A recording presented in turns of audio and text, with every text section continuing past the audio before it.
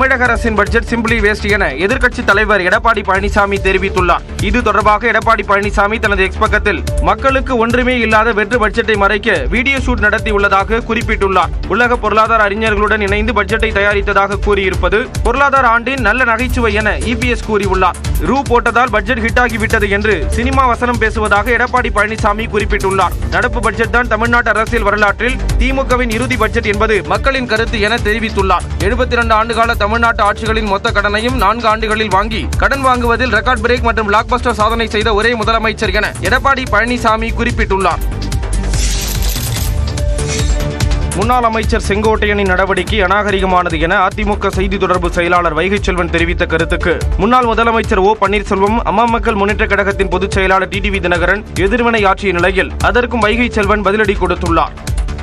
ஆனால் இந்த வேறுபாடுகளாலும் மன வருத்தங்களாலும் போனவர்கள் எப்படிப்பட்ட நிலைக்கு போனார்கள், காணாமல் போய்விட்டார். ஆக பிரச்சனை சொந்த அண்ணன் தம்பிக்குழுக்குள் பிரச்சனை என்று சொன்னால் பேசி தீர்க்க வேண்டும். உங்களுக்கு என்ன பிரச்சனையோ பொதுச் செயலாளரை சந்திக்க வேண்டும். அதை விடுத்து பொது வெளியில் இப்படி நடந்து கொள்வது அநாகரிகமான செயல். இந்த சம்பவம் குறித்து சம்பந்தப்பட்டவர்கள் தான் இந்த கேள்வி கேட்க வேண்டும்.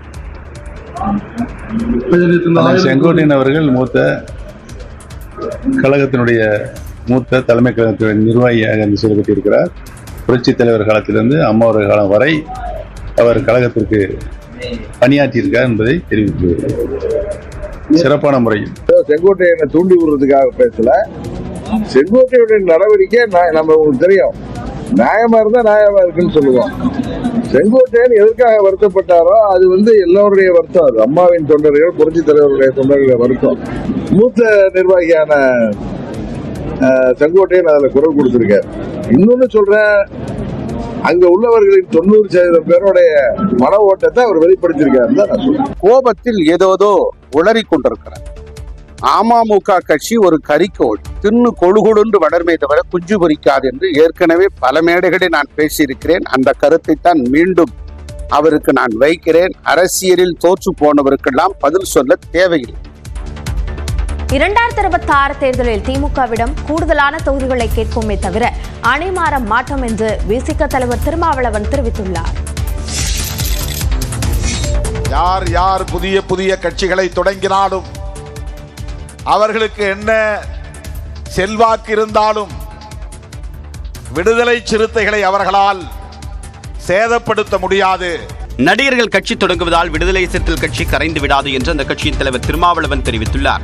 விடுதலை சிறுத்தைகள் கட்சி தேர்தல் ஆணையத்தின் அங்கீகாரத்தை பெற்றதை கொண்டாடக்கூடிய வகையில் விழுப்புரத்தில் விடுதலை சிறுத்தைகள் கட்சி சார்பில் நடைபெற்ற பொதுக்கூட்டத்தில் திமுக கூட்டணி கட்சி தலைவர்கள் பங்கேற்றனர்.